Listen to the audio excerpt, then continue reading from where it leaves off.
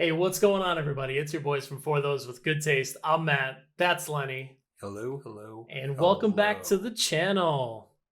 What should they do first, Len?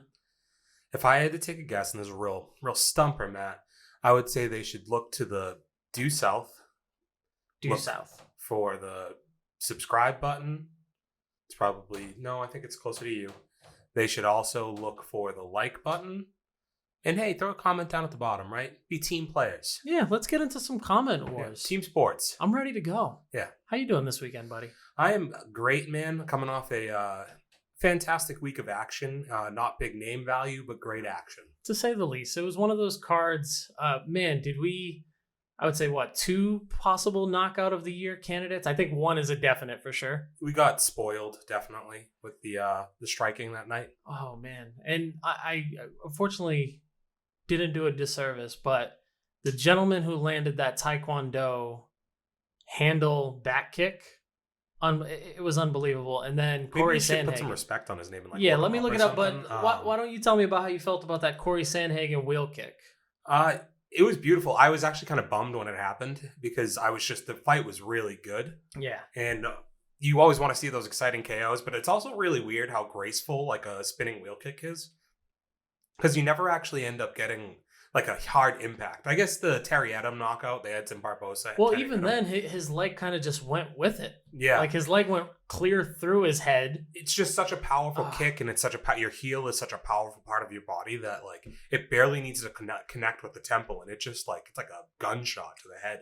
Like when you think about wheel kicks, I mean the guy who's really known for them is Edson Barbosa, and he was on the card. Yeah. And it takes a lot to really outshine an Edson Barbosa wheel kick, and to do it against someone like Marlon Moraes, who's really known for kind of being his own little highlight reel. No slouch in the stand-up department, that guy.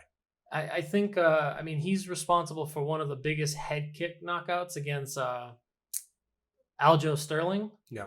And again, one of those fights that broke my heart because I'm a huge fan of Aljo Sterling. Speaking of Aljo Sterling, you have Sandhagen in the main event this past weekend. He's the one who pulls off the huge victory, second round KO with the wheel kick. Previously coming off of like a very devastating, kind of embarrassing loss to Aljamain Sterling, where he got outclassed within like a minute. I feel like it was relatively quickly. It was in that very first fast, round, right? Yeah. So huge for him. Happy to see him on the comeback. He called out a couple names after the fight was over. Those 2 names being Frankie Edgar and give me the other one. I'm gonna blank out on this. We're the worst. Either way, Frankie Edgar, which I would be interested in him fighting him again, right? Or not again, but it'd be a good fight to see. I mean, Corey Sandhagen's been slowly kind of making his way up that ladder, and now he's getting some of those bigger fights. And I mean, you knock off Marlon Moraes, that puts you in a really, really good spot for a title shot. But the name that was escaping me was Joaquin Buckley. I was going to be all around that. I had a good feeling about it, but what an epic, like Mortal Kombat level finisher that dude put down. I haven't had my phone blow up like that from alerts between ESPN, BuzzFeed, Bleacher Report. Everybody was all over this. Did you see Dana White after the fight talking to him? I didn't. It was like he looked like, I saw the photos and he looked like a kid in a candy store. It was like heartwarming, man, because as soon as he sees Dana White walk up, he gets this like immediate like joy on his face because he's so proud of, but like at the same time he's so new to the sport, and like Dana White obviously, for a lot of these guys, the first couple of times they're going to fight in the UFC and be around him, I'm sure it is a little surreal and a little bit larger than life. Because, yeah, you remember all these speeches on The Ultimate Fighter. Obviously, you respect what he's done for the game. And he's the owner of the fucking biggest organization in the sport. So I'm sure it's like kind of a big moment. And then on top of that, you're having this like celebrity moment. It's the tough thing, and I don't want to be a downer for this guy, is but like where do you go from here? You know, you look at what happened to Uriah Hall. Uriah Hall had this level of expectation because you go look at the knockouts that he had of Adam Stella, I believe it was, on The Ultimate Fighter.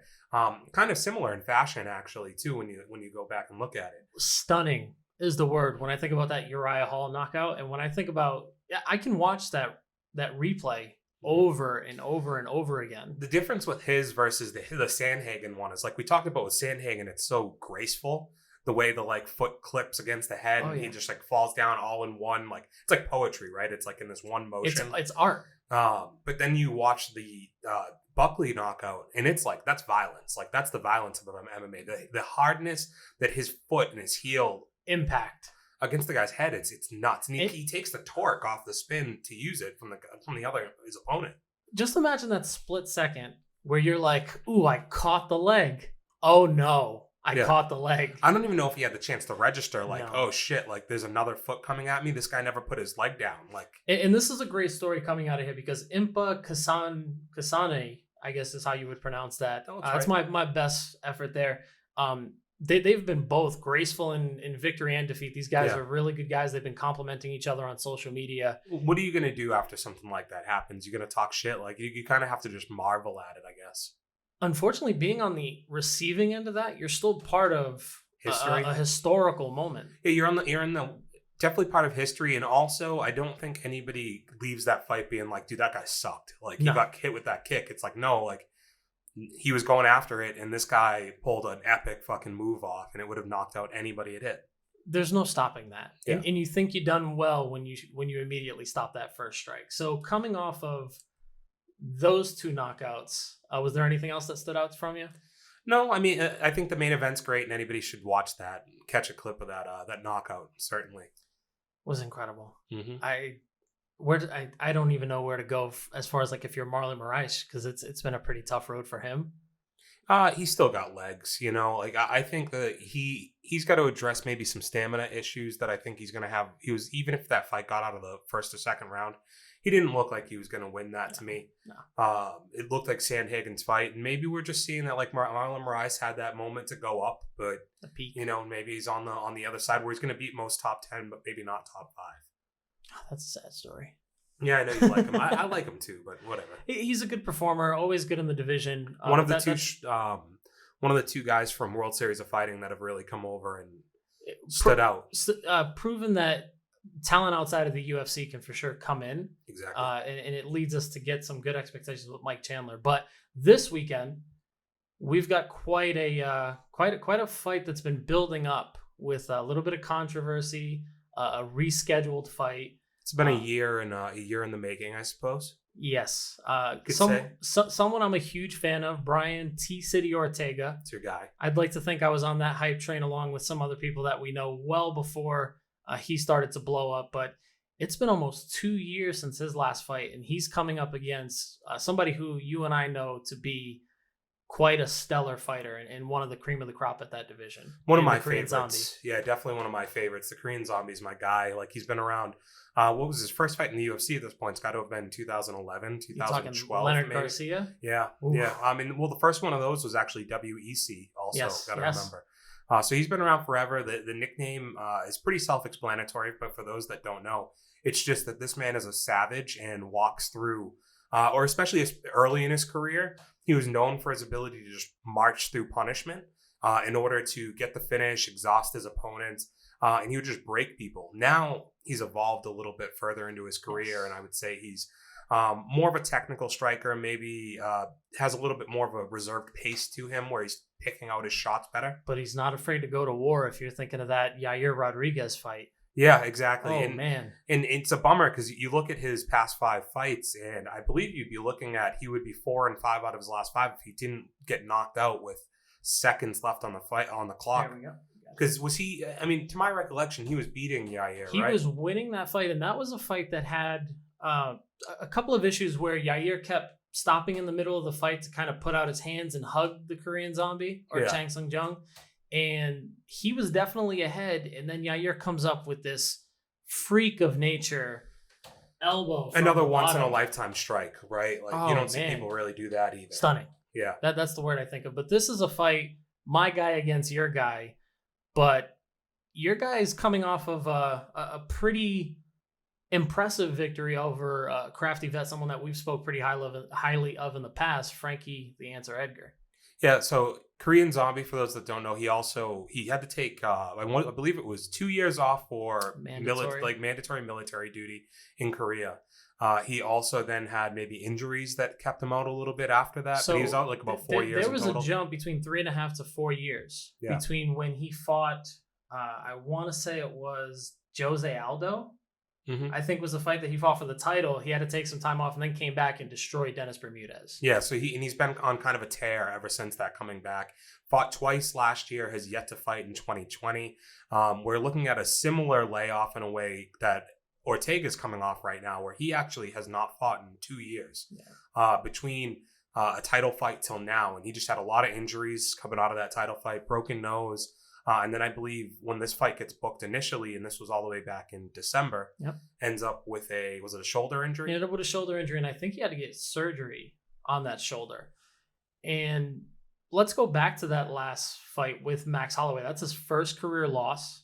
A fight where up until that point, Brian Ortega was known for being the guy who could be down 2 to 3 rounds and still come back out and pull out a victory at the end of every fight. It's kind of his MO for the beginning stage of his career. I think he had like, what was it, like 4 straight third-round finishes or something crazy? And they were all come from behind victories where he's down on the cards. Tavares was one of them. That fight was epic.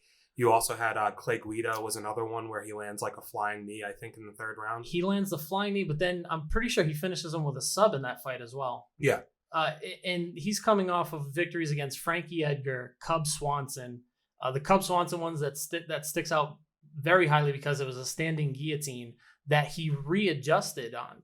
Like he had it locked in at first, didn't think it was tight enough, readjusted midair, and it set him up for a huge fight against Max Holloway, where it's not to say that he didn't step up to the challenge, because he was definitely game, but you could see that there was a level of experience that Max was bringing to the table. Yeah, it was really crazy because I think that was one of those going into the fight, and we maybe saw something similar to this in a way a couple weeks ago with Izzy, right? Where there's these guys that are the 1 and 2 in the division, and you're like, I can't wait to see them get there. Like, they're so great. And then once you get them in the cage, it doesn't always work out the way we expect it to, you know? There's just those, you want to see those fights happen, and you bring up the Izzy and Costa fight, and it was just a level of class above the rest, because we talked about Izzy's experience in kickboxing and MMA, with Paulo Costa just kind of bringing an energy perspective, but not really having the experience. And we kind of saw that play out a lot in that Max Holloway-Brian Ortega fight. Yeah, I think we all knew Ortega would be game, and we were questioning, and I think it's going to be similar to, in my opinion, what I'm worried about or going to look to see in this fight is when it gets to the ground with any of these guys, are they going to be able to last with a guy like Brian Ortega? Because maybe the best jiu-jitsu practitioner in MMA right now, or one of them. His name's T-City for a reason. Yeah. He was Mr. Triangle Choke for a couple of fights when he first came into the UFC. Yeah, so I can definitely see that between the guillotines. I'm sure he's got every submission down, right? And when it comes to this fight looking forward, I say to myself, like, is that going to be the difference? You know, experience played a big difference, to your point, in the Holloway fight. And Holloway kept the fight where he wanted it to be, and really focused on a stand-up game that is way more evolved than what we've seen from Brian T. City, who's a good boxer, but maybe, in my opinion, a little bit more of a brawler, which in this fight is going to lend to both the strength and weakness of a Korean Zombie, right? Because he's going to be willing to throw down in this, so we're going to have some really great stand-up exchanges, but it comes down to what does Korean Zombie plan to do, because he likes to fight everywhere, you know? Well, let's talk about Korean Zombie's resume a little bit, because if you look at the fights that he's kind of known for, those brawls with Yair Rodriguez, the brawl with Yair Rodriguez, the brawls with Leonard Garcia, they're all fights where his volume and his pace just continue to push. There's not really any stopping him, and he's able to, there's a reason they call him the Zombie, he's able to take as many punches as he needs to get into the space that he wants to get in to be effective. And he's a finisher. So he goes through all this, and it's not like he's sticking in there for 3-round wars, though. Like, he's been in them, and you know he can go there. Twister? But he's pulled the Twister early in his career. But let's look at recently. You know, Dennis Bermudez, KO, first round from a punch. Renato Moicano, right? Same thing, first round punch. Frankie Edgar, first round TKO punches. Like, the guy, 3 of his last 5 fights have been just first round finishes. And then the one loss that he has in the past 3 years is that Yair fight, where it is a war, you know? So he's shown when you put him in there with people he's supposed to beat, he does it in devastating fashion. When he goes up people with that he's not supposed to beat, would you say that he was expected to beat Frankie Edgar? Yeah, no, sure. He was huge. He was a big. He was a favorite, sure. I mean, you have to remember, this is Frankie Edgar in 2019, where he, in the 145 fights, he's losing. Now that he's gone down to 135, maybe we've seen a rejuvenation in him, but I don't think at that point there was too many people picking, especially on short notice, like we were going to get into here, right? It was on for short notice that we believe he ends up fighting Frankie Edgar, Yep. right? Because that was supposed to be the initial fight date for Brian Ortega. Yeah, if we look at the timeline, that December 21st date was the original, 2019 was the original scheduled fight between the Korean Zombie and Brian Ortega. That fight gets scrapped due to injury. Frankie Edgar steps in. He was supposed to fight at 135, ends up sticking it out at 145 and picking up that main event fight. Yeah. And no, again, these losses are never held against Frankie Edgar because he just steps in on a week or two notice, a weight class up from what he's intending to fight against a guy like the Korean Zombie who. Yeah, that's why I say when you say Korean Zombie was the favorite, I don't think Frankie Edgar goes in any fight where he's like, I don't have a chance against this guy. But his chin at 145 is just suspect, and that's where I don't know how much you put into that knockout there. Like if he's gonna Korean Zombie's gonna win this fight if it stays standing. Sure. I would feel pretty comfortable in saying that. My one hesitation in getting to a prediction on this fight is, and you can maybe give your thoughts on it, that the ground differential. The ground differential is going to be a huge factor, but the same way that you have the question of, Korean Zombie can really take it wherever he wants to. He can keep the fight standing. He can go to the ground if he wants to. With Brian Ortega, he wasn't really known as a striker up until just recently. When he knocked out Frankie Edgar or rocked Frankie Edgar and was able to sub him, he got very comfortable with his striking game. We start seeing it come on a little bit later. He's a slow starter when it comes to his stand-up game. If it goes to the ground, I don't see Korean Zombie being better than T-City Ortega on the ground. No way. But I don't see it. Do you think he's going to survive with him on the ground? Because he has great submissions. So Dustin Poirier fight. Yes. Korean Zombie versus Dustin Poirier showed he had a lot of really creative transitions on the ground. But, Dustin Poirier is not the grappler that T-City is. And when we think about that level of grappling, I mean, Henry Gracie has gone as far as to say that Brian Ortega has some of the best jiu-jitsu he's ever seen. And if you're going to get a stamp of approval from somebody, to me, like Henry Gracie, from an outside perspective, is one of the seemingly most knowledgeable jiu-jitsu people from a coaching perspective I've seen. Like most of the stuff that I know was watching weekly Gracie jiu-jitsu breakdowns on their YouTube channel. Well, that's another reason why Henner is as big as he is, because in that MMA community or that jiu-jitsu community, he's really well known, but he's also blowing up on social media. He's a huge advocate of getting knowledge of the sport and his little gadgets and gizmos that he creates, getting those out there. The online school. Yes. School. He's a huge proponent to getting that out there. So to say that Brian Ortega is one of the best jiu-jitsu practitioners that he's ever seen, it does make me wonder that if this goes to the ground, is Korean Zombie going to be able to keep up? So before we get into maybe your final, both of our predictions for the fight, the last question I kind of want to ask you about T-City is, first of all, the layoff, and with combination, we just were watching his interview with Brett Okamoto from a few weeks back, and he was referencing rebuilding essentially his entirety of his training camp outside of Henry Gracie.